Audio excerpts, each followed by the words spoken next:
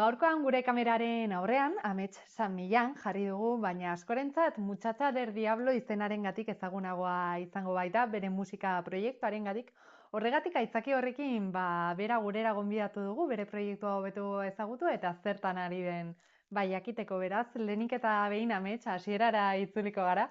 Eta konta iguzu, nola bururatu zitzaizun proiektu hau sortzea, gainera hain izen bereziarekin?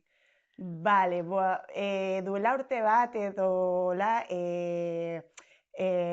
hamar urte eta gero Dominikara Errepublikara bueltatu nintzen, nire familia ikustera, eta, bueno, ja viniloen munduan nengon eta baina reggaeko musikarekin. Baina momentu hortan, aldaketa asko izan nituen denbora hontan, eta hilabete bat egon nintzenan, orduan niretzat izan zen nola bueltatzea eta gogoratzea nire kultura eta azkenean faltan botatzen nuela eta horregatik hasi nuen proiektu honekin. Eta konta iguzu, zergatik aukeratu zenuen izen hori jartzea? Justo, eske Muchacha del Diablo da, dominikar esaera bat, maltxurkeriak egiten dituzuenean edo pixkat hasi gaizto zarenean, nire ama beti Muchacha del Diablo esaten zidan. Orduan horregatik uste nun oso izen ona izango zala. Konta iguzu, zeintzuk izan ziren zuk musikarekin izandako lehen harreman horiek, eta pixka bat zein izan den orain arte musikarekin loturik egin duzun ibilbidea? Nire etxean beti izan dugu musika, dantza eta nire kulturarengatik, baina amarengatik bai merengea, saltsa, kumbia eta hango musikak hartu nituela, baina gero nire aitak ere bai entzuten zuen rock, blues, soul eta gero nire partez handitzean nire propio estilo musikalak hartu nituen eta handik funky eta Osea, beti maite izan dut musika eta beti izan dugu etxean, dantzatu eta Eta konta iguzu, zergatik erabaki zenuen DJ bezala hastea? Hori denborarekin izan da, bai gaztegoa nintzenean, reggae musikaren saioetan parte hartzen nuen, Basque Reggae Culture adibidez, kolektiboan, eta handik bai reggaeko musikarekin, viniloak eta jartzen zituzten, eta ni printzipioz abesten eta egiten nuen, baina mikrofonarekin, baina gero pixkat enbidia sentitu nuen eta esan nuen, hartuko ditu nire vinilo propioak eta ez bakarrik reggaeko musikarakoa, baizik eta nire estilo guztiak maite ditudanak. Eta, justo bidai Dominikar Errepublikara jun nintzenean, viniloko denda batera jun nintzen, eta han, merengeko eta honetako estiloko vinilo asko hartu nintuen, eta horregatik hasi nuen proiektu hau. Eta konta iguzu, gaur egun nola deskribatuko zein nuke zure saioetako sortzen den giroa edo pixka bat nolakoa izaten da? Eske flipante, niretzat ez dut horrelako festak ikusi, denak parrezka, denak dantzatzen, partekatzen, bikotearekin dantzatzen, eta hausnartzen da jendea pistara ateratzea eta dantzatzea beldurrik gabe, beti oso pozik. Ikusi dudanarengatik ez bakarrik musikari, baizik eta atzetik duen mezu sozialari ere garrantzia ematen dio zuzuk zure proiektuan, ez? Bai, niretzat beti borroka bat izan da rasismoaren kontra jutea eta dibertsitatea ospatzen dut. Orduan, niretzat sortzen den giro hau, osea, oso polita da, ze jende guztiak elkartuta dago eta ez du inporta nondik zatozen, ze hizkuntza ai, Hitz egiten hitz duzun. egiten duzun, bai, eta, bueno, eske da elkartzea.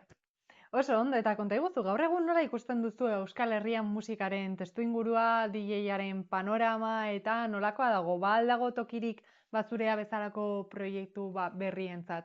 Bai daude, al final, bueno, azkenean, bai badaukagula espazioak egiteko, baina ez daude talde asko saltsa jartzen dituenak. Orduan, ez erraza izan da, baina bai nabartzen dena da, bueno, gaztetxeak edo alternatiboko kolektiboak autogestionatuak errazagoa dela inguru hontan festak egitea. Gero bai, pubak edo bueno, ja diskotekak eta bar, ja garestia egiten da edo, bueno, ez da hain erraza.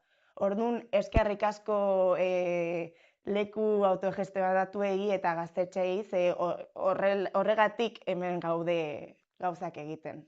Eta konta iguzu, aipatu diguzunarengatik publikoarekiko konexio hori lortzea garrantzitsua da, ez zurea bezalako emanaldi batean, baita Bai. zuretzat ere, ez? Bai. Oso importantea da, baina ez dakit nola egiten dudan. Osea, batzutan ni nago nire biniloekin egiten eta super kontzentratua eta bapatean ikustean zer gertatzen edo dantza egitean ikusten dut ja jende guztia dagola edo begiratzen zer egiten duzun edo dantzatzen edo ordun uste dut musika hau da energia hau ematen duena, ez? Bai. Eta konta iguzu, ez dakit orain arte zein izan den zuretzat edo zuregan sentsaziorik onena utzi duen emanaldia, non izan zen, zergatik? Niretzat da, Gaztelu plazan Iruñan. Kumbia VS Salsa izeneko festa bat ospatu zen, eta nik gonbidatu bat nintzen. Eta han, kriston giroa taberna petatu bat zegon, Laba taberna da, oso kulturala, taberna kulturala eta jende guztia dantzaka, top. Baina gainera, musika, ez dakit, musika gelditu zen, eta, bueno, kable bat izan da. Baina jendeak instrumentuekin eta bar, jarraitu zuen musika abesten eta momenturik onena, osea, musikarik gabe, baina jende guztiak, bai. Ze ona, eta konta iguzu, abesti bat aukeratzerako momentuan ze irizpide jarraitzen duzu edo zer izan behar du abesti batek zuri atentzioa deitzeko? Niretzat oso importantea da instrumentu bakoitzari bere momentua ematea.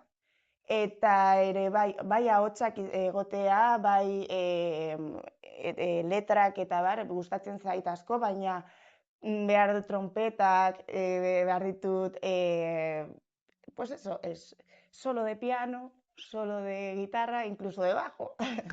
Eta hori izan behar du abesti bat. Gomentatu iguzu abesti bat, utxe egiten dezuen abesti bat edo beti funtzionatzen duen abesti bat? Plástico de Rubén Blades, bai. Niretzat top. Eta konta iguzu, etorkizunera begira pixka bat zeintzuk dira musikaren munduan, zure helburuak, bai epe ertainera, luzera eta pixka bat.